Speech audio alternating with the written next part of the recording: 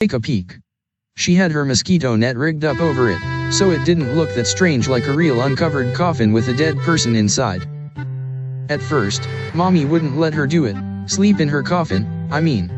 She told Chucha civilized people had to sleep on beds, coffins were for corpses.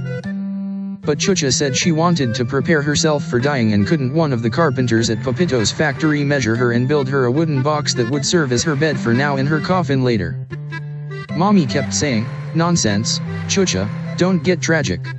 The thing was, you couldn't stand in Chucha's way even if you were Mommy.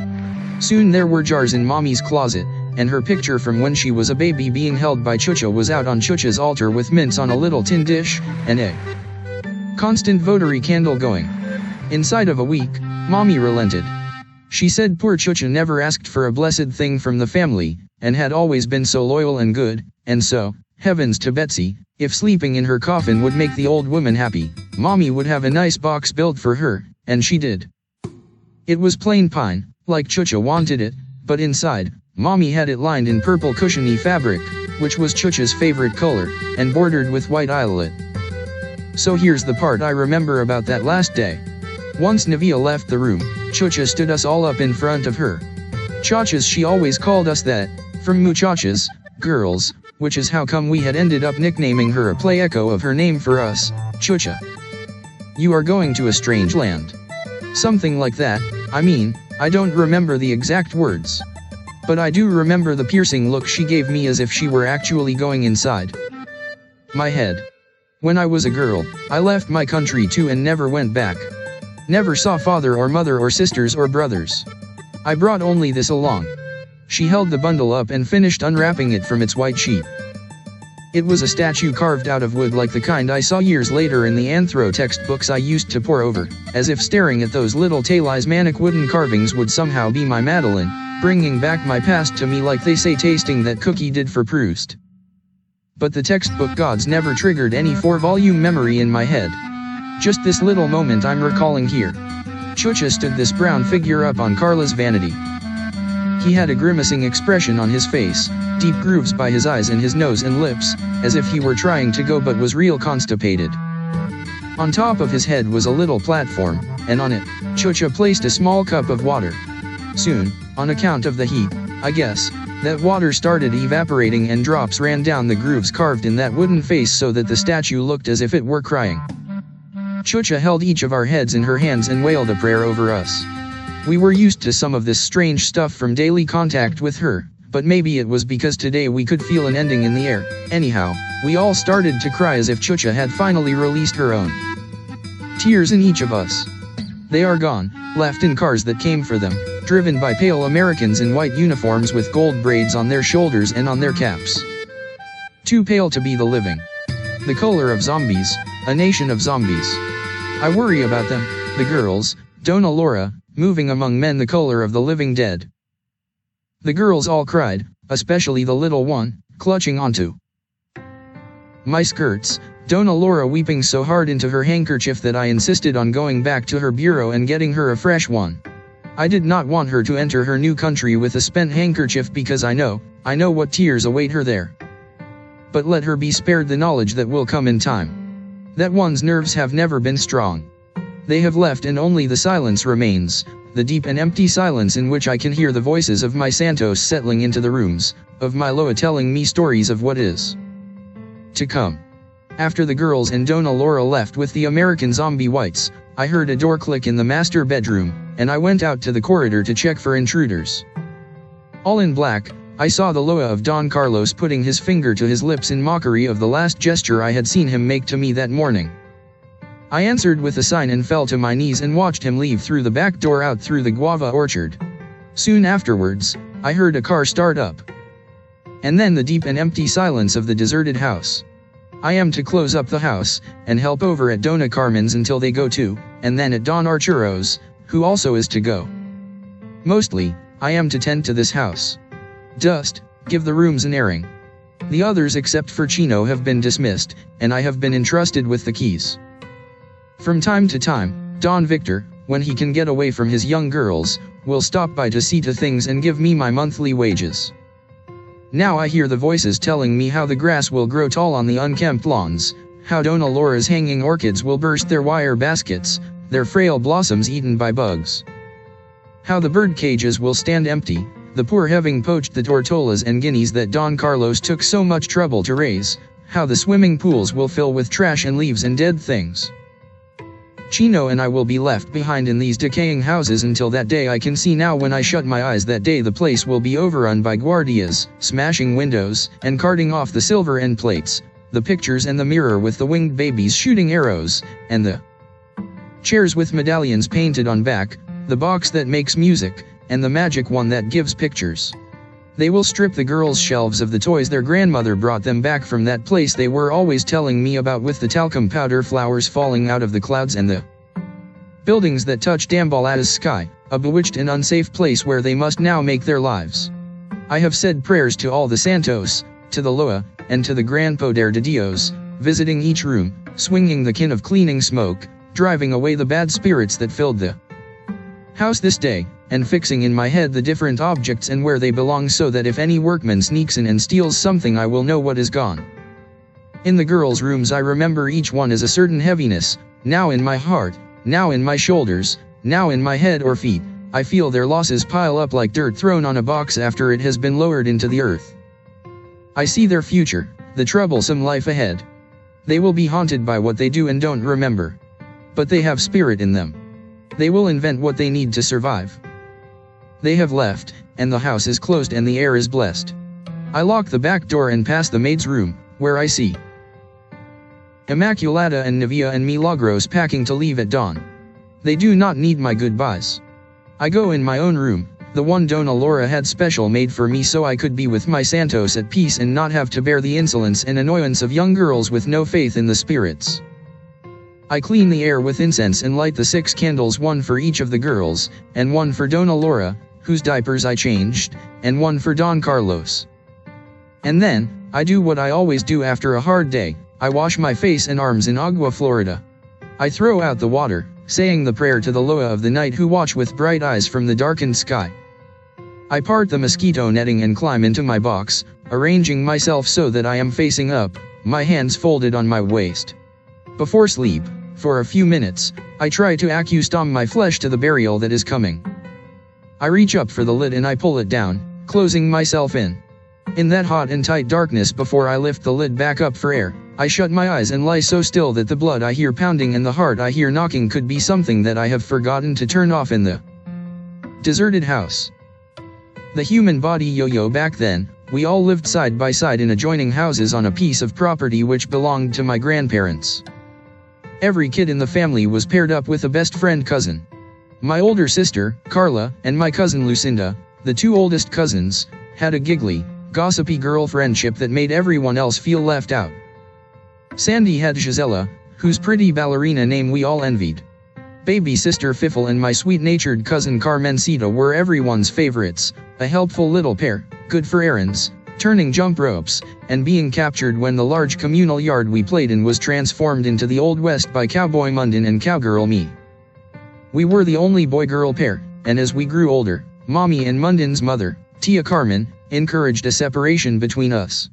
But that was hard to effect. In our family compound, there was no keeping anyone from anyone else. When one cousin caught the measles or mumps, we were all quarantined together so as to get that childhood illness over and done with. 225. We lived in each other's houses, staying for meals at whatever table we were closest to when dinner was put out, heading home only to take our baths and go to bed, or to get punished, like the time the report reached our mother's ears that Yo-Yo and Mundin had shattered Tia Mimi's crystal ball garden deco ration with their slingshots. That's a lie, we defended ourselves. We broke it with the rake, trying to knock down some guavas. Or the time that Yo-Yo and Mundin had used Lucinda's and Carla's nail polish to paint blood on their wounds. Or that time Yo-Yo and Mundin tied up Fifi and tiny Carmencita to the water tower near the back of the property and forgot them there. Beyond that tower, through a guava orchard Tia Mimi had planted, lived my grandparents, in a great big house we went to for Sunday dinners whenever they were home. Mostly, they were far away in New York City, where my grandfather had some position in the United Nations. A kindly, educated old man with a big white Panama hat who worried mostly about his digestion, my grandfather entertained no political ambitions. But the tyrant who had seized power was jealous of anyone with education and money, and so Pepito was often sent out of the country on a bogus diplomatic post. When Pepito returned home, the property would be overrun by the Guardia and routine searches for your own protection. Always after those searches, the family would miss silverware, cigarettes, small change, cufflinks, and earrings left lying about. Better that than our lives, my grandfather would console my grandmother, who wanted to leave the country again immediately. But what did we kids know of all that back in those days? The height of violence for us was on the weekly television western imported from Hollywood and dubbed clumsily in Spanish. Rin Tin Tin barked in sync, but the cowboys kept talking long after their mouths were closed. When the gun reports sounded, the villains already lay in a puddle of blood. Mundin and I craned our necks forward, wanting to make sure that the bad guys were really dead. As for the violence around us, the guards' periodic raids, the uncles whose faces no longer appeared at the yearly holiday gatherings, we believed the slogan at station identification: God and Trujillo are taking care of you. When the UN post was first conferred on him, my grandfather balked. He wanted no part of the corrupt regime. But my grandmother's tyrannical constitution brought its own kind of pressure to bear on him. As she grew older, she was always ill, aches, migraines, moodiness that only expensive specialists in the States would know how to cure. The illnesses, so the underground family gossip went, were caused by the fact that Mamita had been a very beautiful young woman, and she had never fully recovered from losing her looks. My grandfather, whom everyone called a saint, pampered her in everything and tolerated her willfulness, so that the saying among the family was that Pepito was so good, he pees holy water. Mamita, furious at hearing her husband canonized at her expense, took her revenge. She brought home a large jar of holy water from the cathedral. One Sunday during the weekly family dinner, my mother caught her preparing my grandfather's whiskey and water with holy water from the jar. Damn it, my grandmother gloated. You all say he pees holy water, well, he's been peeing it all right. In New York, my grandfather developed stomach ailments, and from then on all the foods in the world were divided into those that agreed and those that did not agree with Pepito. My grandmother supervised his menu religiously, feeling guilty perhaps about earlier things she had run through his system. When they did return from their New York City trips, Mamita brought back duffel bags full of toys for her grandchildren. Once she brought me a noisy drum and once a watercolor set in paint brushes of different thicknesses for expressing the grand and fine things in the world. My American cowgirl outfit was an exact duplicate except for the skirt of Mundin's cowboy one. My mother disapproved. The outfit would only encourage my playing with Mundin and the boy cousins. It was high time I got over my tomboy phase and started acting like a young lady señorita. But it is for girls, I pointed out. Boys don't wear skirts. Mamita threw her head back and laughed. This one is no fool. She's as smart as Mimi even if she doesn't get it from books. On her latest trip to New York City, my grandmother had taken her unmarried daughter, Mimi, along. Mimi was known as the genius in the family because she read books and knew Latin and had attended an American college for 2 years before my grandparents pulled her out because too much education might spoil her for marriage. The 2 years seemed to have done sufficient harm, for at 28, Mimi was an old maid. The day Tia Mimi marries, cows will fly, we cousins teased. I did not think any less of my aunt for being single. In fact, as a tomboy, I had every intention of following in her footsteps. But Tia Mimi used her free time so poorly, she might as well have been married. She read, and for breaks, she tended an incredible Eden of a garden, then read some more. She reads tons and tons of books. My mother rolled her eyes, for her sister's accomplishments could only be measured by weight, not specifics. Poor old maid Tia Mimi. I hoped soon she'd be able to rope someone into marrying her. I was not in the least bit interested in acquiring a new uncle or in wearing a dress for the occasion, but it would be worth putting up with both inconveniences to see a cow fly. As we cousins feared, Mamita came back from this latest trip with Tia Mimi's idea of fun.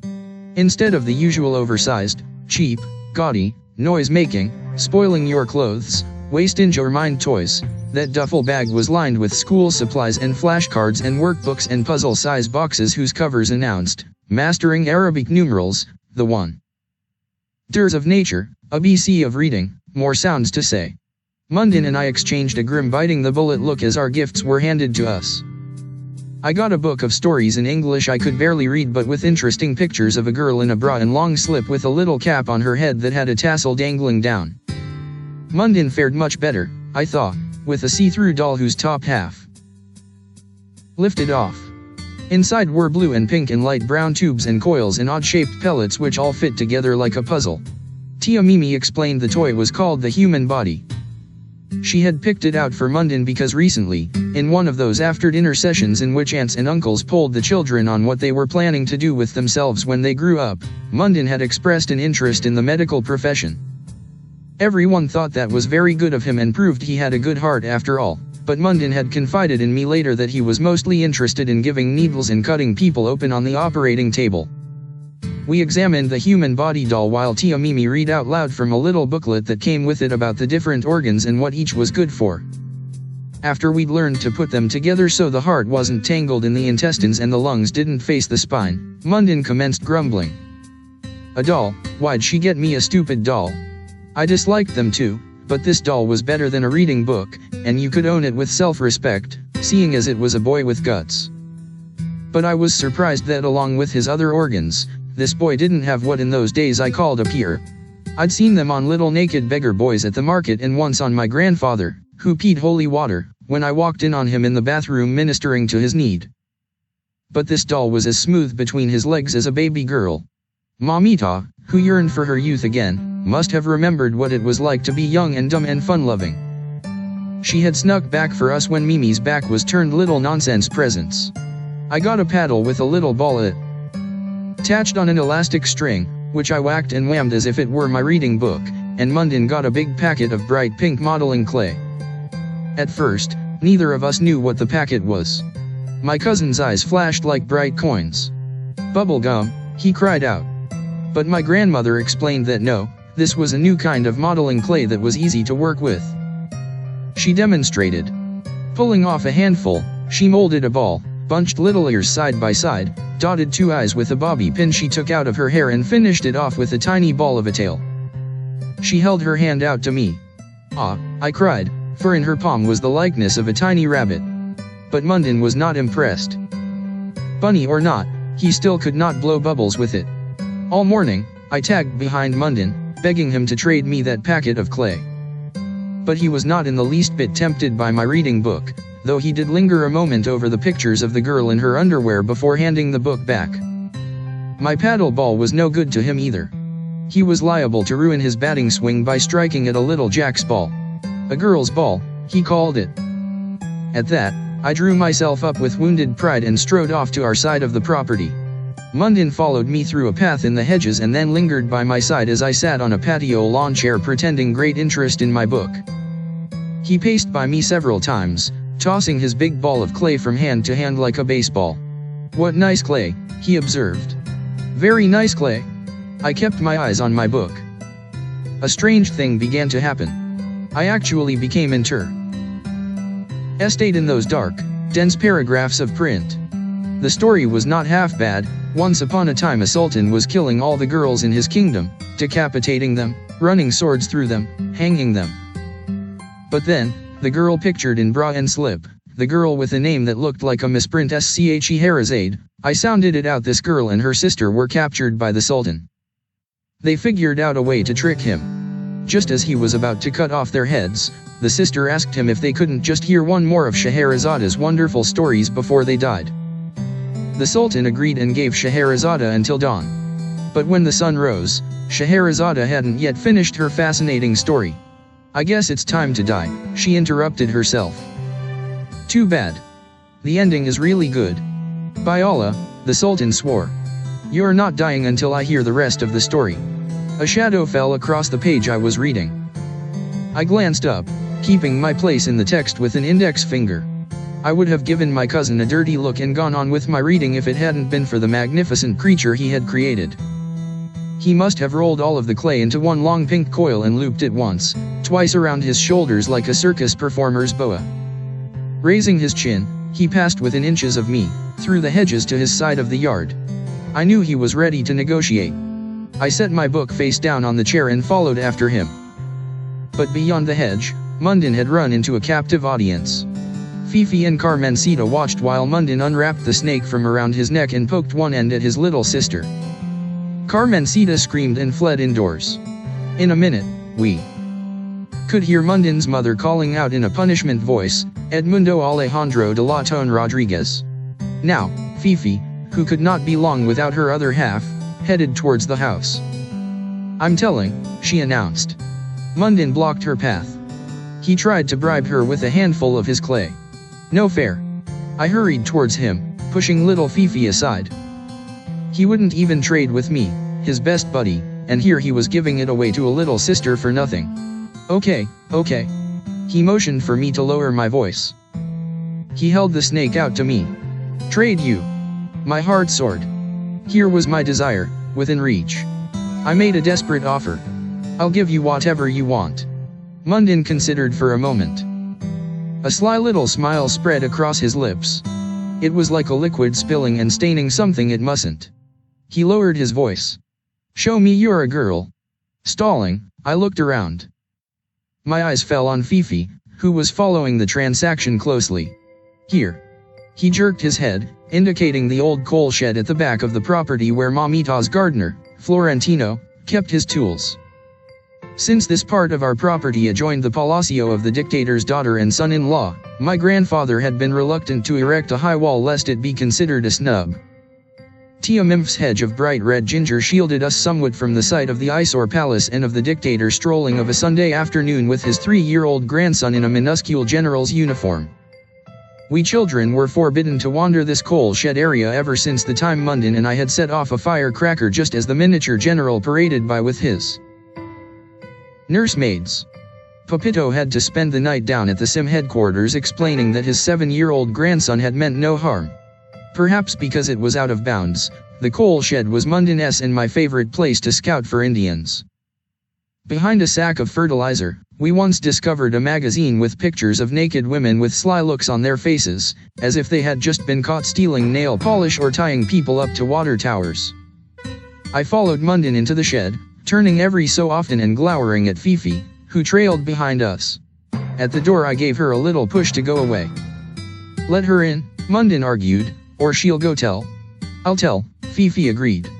It was dark and damp inside. A faint light fell through the dirty wire mesh windows.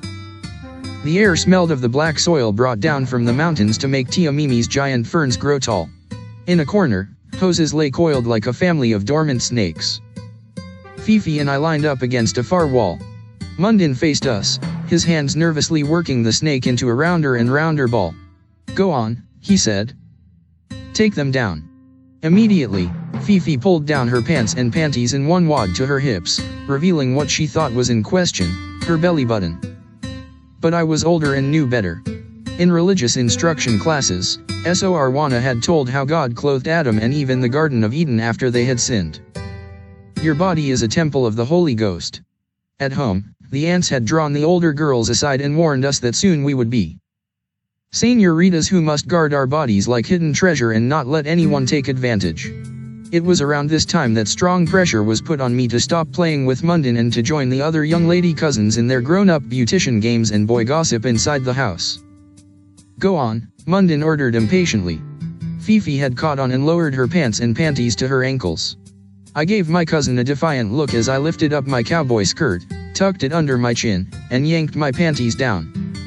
I steeled myself against his intrusive glances. But all Mundin did was shrug his shoulders with disappointment. "You're just like dolls," he observed, and divided his ball of clay equally between Fifi and me. I was dressed in seconds and lighting into him. "You promised me the clay," I cried. "You let her come along, but you didn't say she'd be part of the deal." Edmundo Alejandro de la Torre Rodriguez. We heard Mundin's mother calling from the back patio of the house. Mundin tried hushing my angry yelling. He reached over to take back Fifi's half, but she too started bawling. "Mundo Alejandro." The voice had grown louder and was definitely heading in our direction. Now it was Mundin's face that was naked with worry. "Come on, please," he pleaded with me. "Please. I'll let you have my human body doll, okay?" I tortured him with a long slow moment of consideration, then nodded. He fled out of the shed in search of his toy. Fifi sniffled as she patted her half into a small clay ball. She looked over at the half in my hands and asked, "How much you got?" I was beyond fury at this little creature, who had spoiled my chances at amassing a fortune of pink clay. I glared at her. She was still standing in a puddle of fabric at her ankles. She had a smear of breakfast egg on her chin and the blurry eyes of someone who has just stopped crying. I reached over and pulled her pants back up. She swayed with the force of my lifting. "How much you got?" she persisted. In her eyes was a gleam of material interest I hadn't noticed before. I held up my half to hers. "Same as you, silly." When the door creaked open, we were sure it was Mundin coming back with the human body. But two adult-sized bodies loomed before us, the gardener's lean, bony figure, his dusky face topped by a busted sombrero, and beside him, Mundin's mother, a short, broad-shouldered woman, peering into the darkness of the shed. "I thought I heard them here," Donna Florentino, the gardener, was saying. "I've told them to stay out. They could hurt themselves. But they won't listen to me." Liar, I thought. Mundin and I had shown him the magazine we'd found, and he'd sworn us to secrecy and said he would dispose of that trash himself. But it was always an uneasy look he gave us whenever he was summoned by an adult in the family. My aunt stepped towards us. Her broad shoulders gave her an official appearance, as if she were wearing epaulets, and representing all our parents. "Fifi," she called in a shocked voice at the sight of one of the family darlings. Then, with more conviction, she pronounced my name. She was the favorite of our aunts. I'd never seen her this annoyed. "What in heaven's name are you girls doing here?" Instantly, Fifi began to cry, so that right away, my aunt's suspicions were confirmed. I had dragged my little sister against her will to this dirty place. My aunt's scolding was now addressed solely to me. "What are you?" Just then, the door swung open, and my cousin popped in, the doll held aloft as if it were a trophy he'd won. It was painful to watch the transformation on my cousin's face from his usual cocky leer to a scared, crumpled, helpless look. "Edmundo Alejandro." Tia Carmen reached out and gave his arm a shake. The human body dropped from his hands, snapped open, and the innards scattered all over the dirt floor. My aunt teetered on the pieces as she dragged Mundin by the arm towards the door. "What are you doing here, young man?" she yelled. "We were hiding," I piped up in his defense, having had moments to collect my thoughts. Mundin's eyes blinked with surprise and hope that there might still be a way out of our fix. "The Guardia," I began. I knew that in our family the least mention of the Guardia got instant, unmitigated attention. I must have sensed the timing was right, for my grandparents had just returned from their trip, and the dictator's raids would begin. My aunt dropped my cousin's arm. "J Guardia?" she asked in a little voice. "The Guardia were here." I nodded. "That's why we hid." My aunt looked over at Florentino. The gardener was on his knees, picking up the little pieces of the human body. He looked up at me, his eyes boring a hole in my face as if he were trying to figure out what I was up to. Maybe he remembered the magazine, for he cast his lot on our side. "Those Guardias," he said, then cursed them.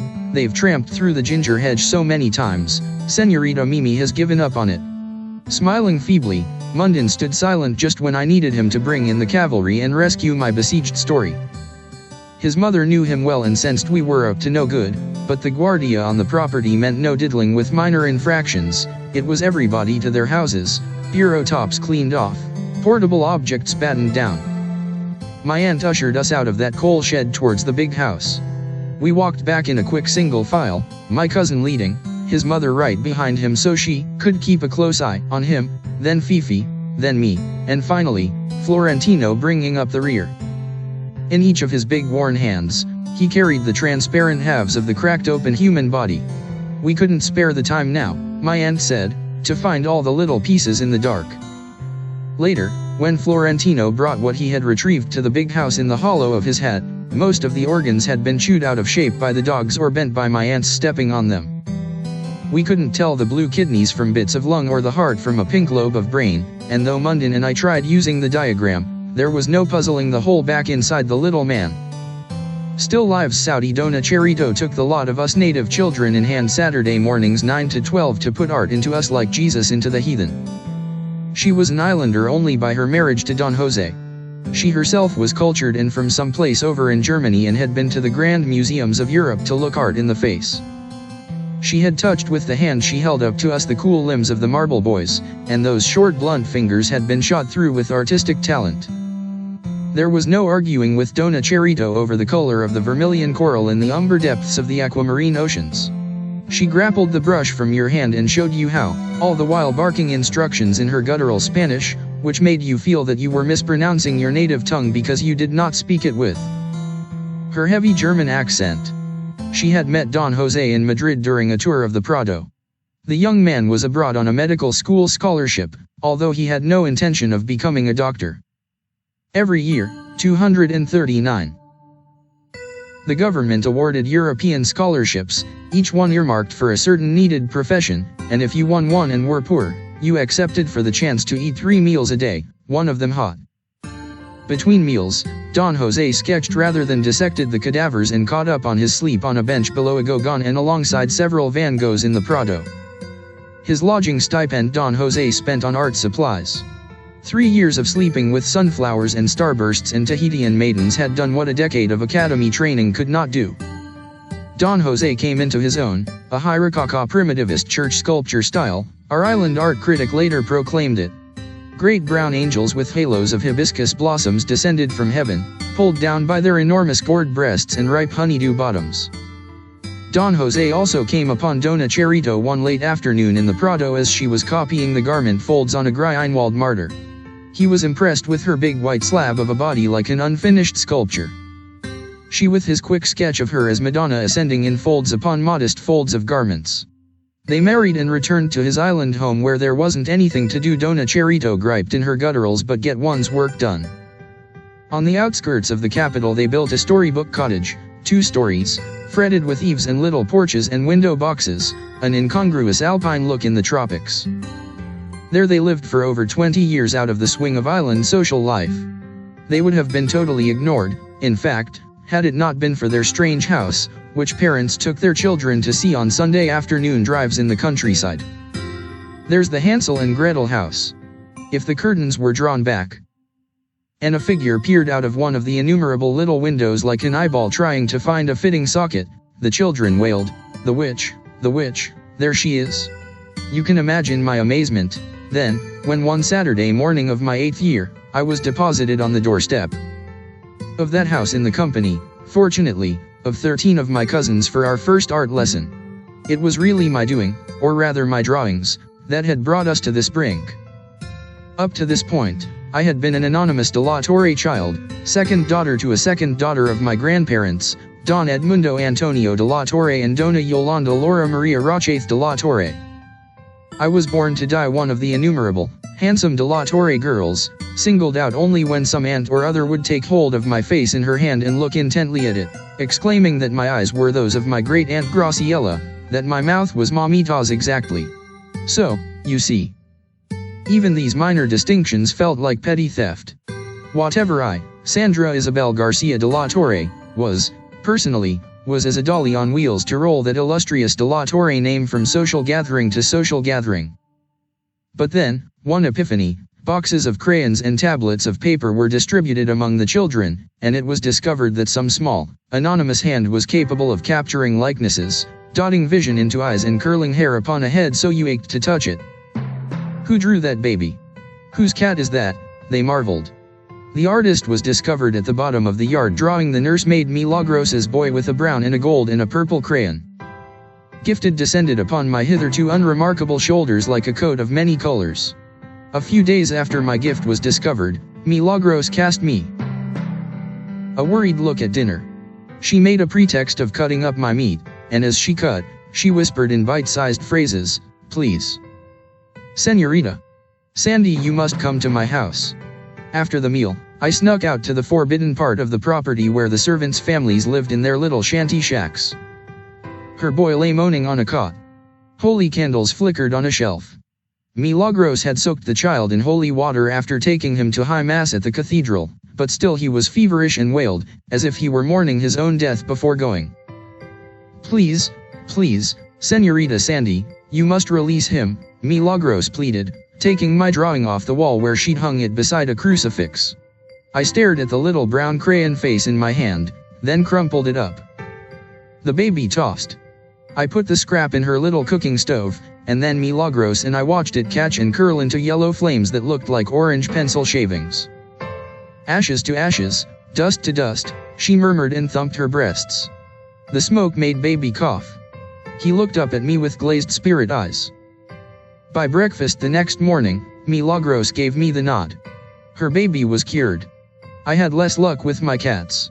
I drew them on the front wall of our white house and was put to scrubbing the stucco for hours, then fed punishment supper a small water bread, the cleavage unbuttered, and a tall glass of warm milk, green from the vegetables pureed and blended in it. Afterwards, I was sent to bed early to contemplate my bad character. That night, the pantry and supply closet were overrun with rats. That settled it. The family decided they had to get me trained in art. Phone calls were made. Did anyone know of someone who gave art lessons? Dona Cherito's name came up. The German lady, who lived in the two-story chalet at the edge of town. Don Jose's wife, that poor woman. No one had seen or heard of him for a while now. Several years back, he had been commissioned to sculpt the statues for the new National Cathedral, but the dedication had taken place in an empty church. There were rumors. Don Jose had gone crazy and been unable to finish this colossal project. His wife was having to take in students in order to pay the bills.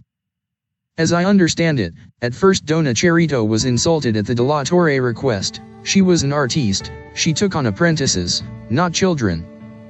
But paid in advance in American dollars. She made an exception in our case in the plural, because the great female democracy of our blue blood dictated that all the de la Torre girls be given equal decorative skills. So, whichever of the girl cousins could control their bladders for several hours and would not try to drink the turpentine were enrolled in Saturday art lessons. We were 14 all told that first Saturday when we approached that house, nervously plucking at the gravel in the driveway, trying to tear off the doorknob to see if it wasn't a chocolate almond. But we ended up with nothing but the taste of real things on our tongues. Then, Milagros discovered a rope dangling down, she gave it a tug, and a little cowbell jingled above our heads. We all gave it a try. The bell had rung over a dozen times, and I was going up on my toes for a second turn when the door flew open with such force, the bell jangled all by itself. Before us stood a mountain of a woman who looked even more imposing because of the brightly colored Hawaiian shift she wore. Exotic crimson flowers and birds poked their pistils and stamens and bills every which way up and down her torso. Her face was a pile of white cloud afire with red hair. She looked like something a child who had not taken art lessons might draw. "Rudeness, rudeness." She growled the words out. "You." She pointed at me. "You are the culpable one." I nodded and curtsied. We all curtsied. But it was more like genuflecting in her presence. Quickly, Milagros introduced us, handed Dona Cherito a note, and fled back to one of the 3 black cars idling in the driveway like great, nervous, snorting horses. With a pelting of pebbles, they disappeared down the drive, and we children were left alone with Dona Cherito to learn the rudiments of art. She opened the note in her hand, sighing with great impatience at its folds. We waited quietly while she read, and our intake of breath when she at last lifted her head made her gag with laughter. There were spaces between all her teeth, nothing dared block that woman's way even when she was smiling. "Yeah, she said in a soothing voice. "I am good-hearted for all this." She waved a hand over our heads, indicating the world, it seemed like to me. "Now which of you is the little talent?" She pronounced a name. She repeated it several times before I raised my hand warily. "Ha. I might have guessed so." She smiled, or rather her mouth hooked up slightly at the corners. It was more as if she were casting for a smile than that she had caught one. "Enter, enter," she said, suddenly out of sorts, after remove. "Hang the shoes, of course." Of course, we removed and entered. I hoped it was the crust of mud on my shoes which made her glare at me as I passed by her. Our visit began with a tour of the house, which was more like a museum than a house. Dona Cherito's collected works hung on the walls, mostly pitchers and bowls of fruit, and violins, or guitars. I couldn't tell the difference, for we hadn't had music lessons yet. There were 2 or 3 stampeding stallions, manes flaring, next to stormy seashores in her bedroom. But that was that. No tarantulas, no mangoes, no lizards, no spirits, no flesh and blood people. When we had finally gone through the whole house, the older cousins, who were more experienced in lying, said how much they'd enjoyed the paintings. The rest of us nodded. Good. Good. Again, she laughed. I ached for the lesson to begin so I could draw in color in those ivory teeth with the purple muscle of the tongue showing between like some fat beast caged inside her mouth. But instead, she shepherded us out to an open patio at the center of the house. We were invited to sit down, but there were only 2 chairs, and none of us dared presume a seat. A very old woman, whose face was so wrinkled it looked as if it'd been used as a scratch pad, came around with a tray of warm, sour lemonade, no ice, and all the sugar at the bottom, and no spoons to stir it with. We drank and winced and waited for the lesson to begin. But Dona Cherito had disappeared into her kitchen, where we could hear her barking orders to the old woman about how best to prepare us, I was sure. We girls eyed each other, suddenly aware we were frail flesh, 14. Mouthfuls crowding Dona Cherito's patio and drinking up her lemonade. Finally, Dona Cherito marched us into her studio. It was a big, light room in a wing of the house, all the windows thrown open to air out the heavy oil and turpentine smells.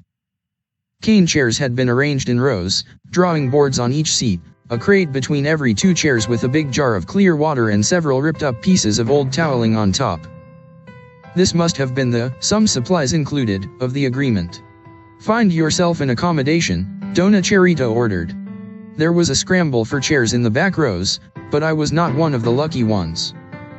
I had hung back at the entrance, cagily I thought, waiting to see what would happen to the others before I followed. I ended up the one in the front seat right under Dona Cherito's cavernous cobalt blue nostrils. The lesson began with physical exercise. Mens sana in corpore sano, Dona Cherito proclaimed. Amen, we girls chanted, for the sound of Latin cued us for liturgical response. Dona Cherito scowled. 1, 2. 1, 2. 1, 2, she commanded. We executed jumping jacks. We touched toes. We flexed our fingers, for the circulation, and worked ourselves into quite a state of calisthenic frenzy. At last, the actual art lesson began. Dona Cherito demonstrated with her brush. The first step, one must check the bristles for the correct alignment. Dona Cherito clipped her brush into a jar of water and made all manner of finicky, tidying up, tapping noises on the brim, like a nursemaid spooning. Mouthfuls for a difficult baby. Obediently, we did likewise. She went on in her garbled Spanish we could barely understand. The second step is the proper manner of holding the implement. Not in this way, neither in this fashion. She inspected, chair by chair. She mocked us all. It seemed with so much protocol, I would never get to draw the brilliant and lush and wild world brimming over inside me. I tried to keep my mind on the demonstration, but something began to paw the inside of my drawing arm. It clawed at the doors of my will, and I had to let it out. I took my soaking brush in hand, stroked my gold cake, and a cat streaked out on my paper in one lightning stroke, whiskers, tail, meow, and all. I breathed a little easier, having gained a cat-sized space inside myself. Dona Cherito's back was to me. The hummingbird on her Hawaiian shift plunged its sword-like beak between the mounds of her bottom. There would be time. I jiggled my brush in the water jar. The liquid turned the color of my first urine in the morning. I stroked my purple cake, and a bruise-colored cat and then a brown stick cat darted out. I was so much to myself as I worked that I did not hear her warning shout or the slapping of her island thongs on the linoleum as she swooped down upon me. Her crimson nails clawed my sheet off its board and crumpled it into a ball. You defy me," she cried out. Her face had turned the muddy red of my water jar. She lifted me by the forearm, hurried me across the room through a door into a dark parlor, and plunked me down on a stiff cane-back chair. Her green eyes glared at me like a cat's.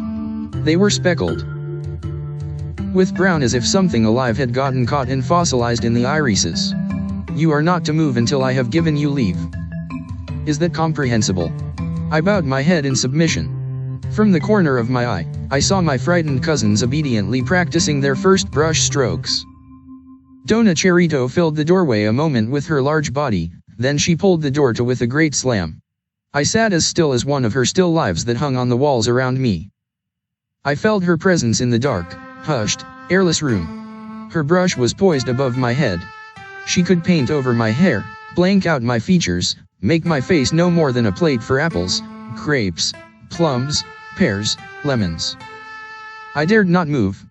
But soon, I began to grow restless. I could see these art lessons were not going to be any fun. It seemed like everything I enjoyed in the world was turning out to be wrong. I had recently begun catechism classes in preparation for my first communion. The Catholic sisters at Our Lady of Perpetual Sorrows Convent School were teaching me to sort the world like laundry into what was wrong and right, what was venial, what, if you died in the middle of enjoying, would send you straight to hell. Before I could ever get to my life, conscience was arranging it all like a still life or tableau. But that morning in Dona Cherito's house, I was not ready yet to pose as one of the model children of the world. I lifted myself out of that uncomfortable chair and made my way out into the foyer, where our shoes had been lined up in a tidy row as if they were about to be shot for having mud on their soles. Just as I had found the pair that was mine, I heard a man's voice, shouting and crying curses from the back of the house. Normally, I would have run in the opposite direction, but the curses he was yelling were ones I was muttering under my breath against Dona Cherito. I was drawn to investigate. The patio was deserted. The sky hung low, a cloudy canvas with swirls of dark purple and stormy grays. I crossed a high hibiscus hedge through an unlatched gate and came upon a muddy backyard, strewn with logs and stumps like a carpenter's yard. Ahead stood an unpainted shed with one high window and one door clamped shut with a great padlock. The man's shouts had come from inside, but what drew me now was another sound, a tapping like us girl cousins dancing for company. I wanted to find out something secret about Dona Cherito. At my age, that is what I knew of revenge. What someone kept in a bedside drawer. What color was someone's underwear? What did someone look like squatting awkwardly on a small chamber pot?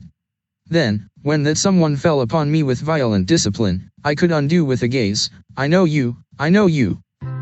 The one window was a head above my head. I rolled a small stump over beneath the glass, climbed on top, and peered inside. At first, I could see only my own face reflected back. I cupped my hands around my eyes and felt the glass hum with hammering as if it were alive. Slowly, I made out the objects inside the shed. Giant, half-formed creatures were coming out of logs like the ones strewn in the yard behind me. Some logs had hoofs or claws, tails or horns, some had the beginnings of a face, a mouth, or an eye, some had hands with fingernails. A sheep's fleece curled from the bare nutty back of a pale stump, but the poor thing couldn't be without nostrils or a mouth. I put my hand on my own face to make sure I was intact. In the middle of the floor, a woman's figure reclined on two sawhorses, one at her feet, another at her neck, like my grandmother hanging from the rafters in her sling when she'd broken her back. Sharp points came out of her head, the rays of the Virgin's halo, though they could just as well have been the horns of a demon woman. Her hair coiled in complex curls over her shoulders like snakes. Her head was fully formed, but her face was still a blank. Tap tap tap, the sound came from underneath her. Shavings of wood and sawdust were falling on the floor, where just this moment she was being given feet. Before my very eyes, the pale blonde stumps distinguished themselves into heel and toe, the high arches made S's of the bottoms of her feet. She could have stood upon those soles and walked all the way to Bethlehem.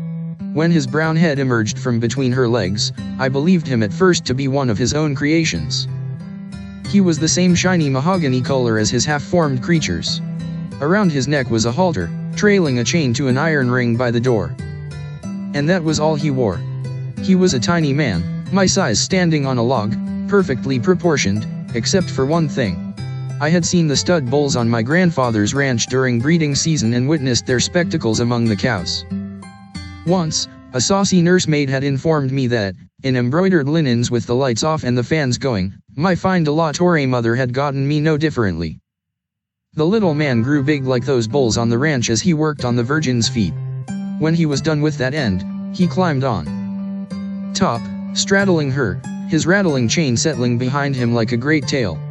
He touched the blank of the face, tenderly it seemed, planted his chisel at the forehead and was about to come down on her. I cried out to warn the woman beneath him. But it was his elf face which shot up. He looked about the room, bullseyed on my face against the window, then lunged in my direction. His chain grew taut. But before he could reach the window, open it up, and yank me inside, I threw myself off my perch and landed hard on the ground. I was too terrified to feel pain, but I heard the little bone in my arm crack as I hit the ground. His face appeared at the window. He studied me, and an inane grin spread across his lips like a stain. Tap tap tap, his hand beat on the glass as if to hold my attention so he could study me a little longer. Tap tap tap. There was no need for that, my eyes were riveted to his face, and my mouth opened in a voiceless scream. At last, sound came to my terror. I screamed and screamed even after his face had disappeared from the window. Soon the art lesson came running from the house, Dona Cherito leading, cousins on stockinged feet, the old woman in tow, towards the muddy heap in the yard. I did not think there would ever come the day when I would be so pleased to see her. "What has transpired?" she cried, but her voice betrayed genuine concern. "Why were you not supervisioning her?" she said, accusing the old woman, then turning to me, she accused me, "What have you committed upon yourself?" She shot a worried glance down to the bottom of the yard.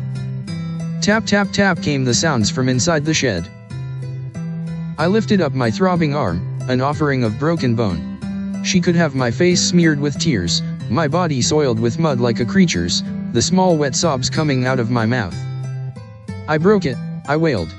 But I knew it was best not to confess what I had seen inside her garden shed. One could not say her face softened, for softness was not in her repertoire of expressions. She knelt beside me and reached for my arm.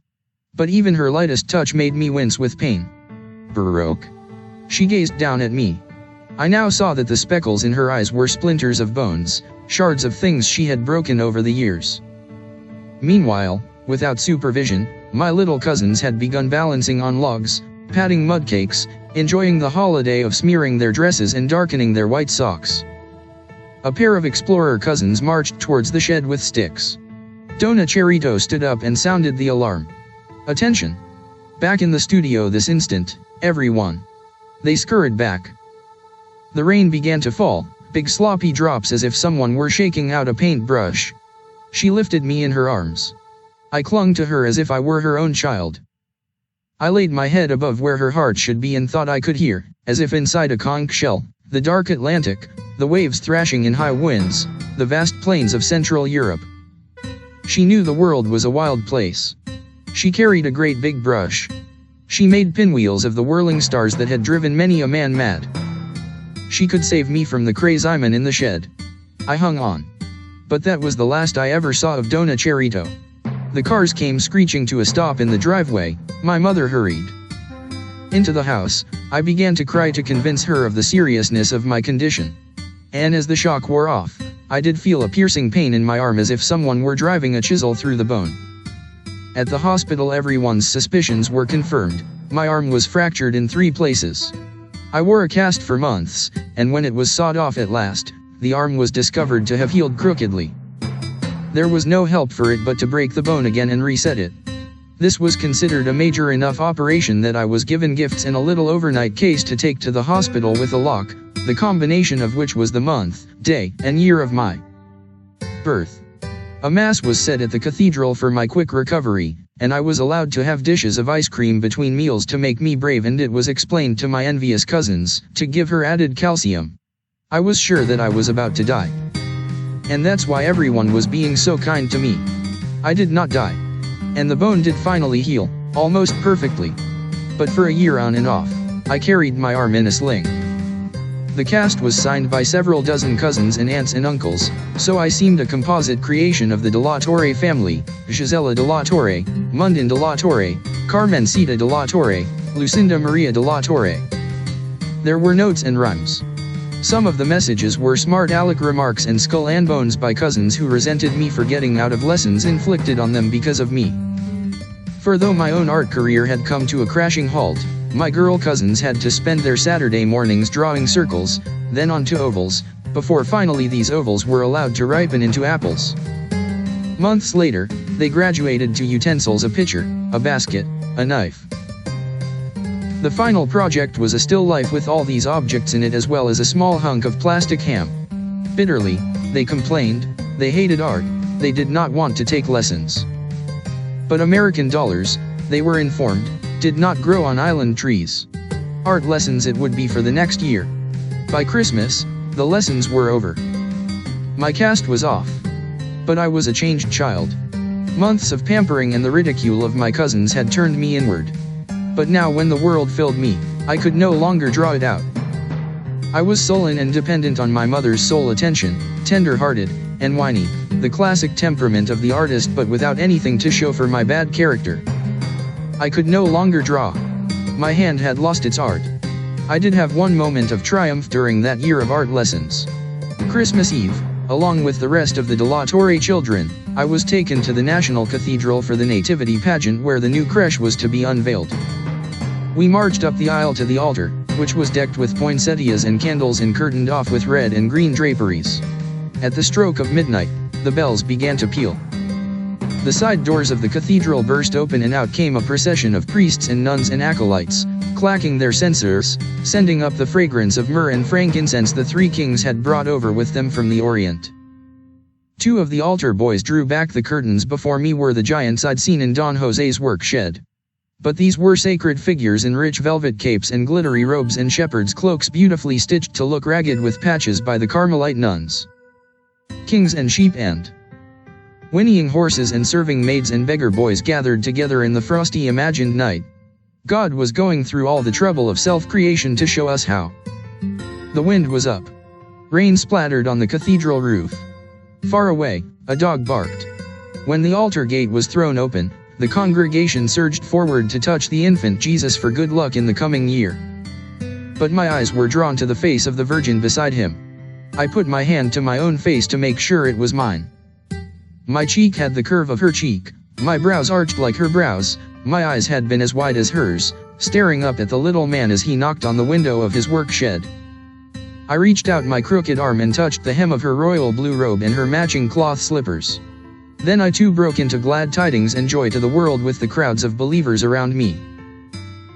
An American surprised Kayla all morning. My sisters and I had waited around the house, so when our father finally walked in the door, we raced to him, crying, "Poppy! Poppy!" Mommy held a finger to her lips. "The baby," she reminded us, but Poppy forgot himself and picked each one of us up.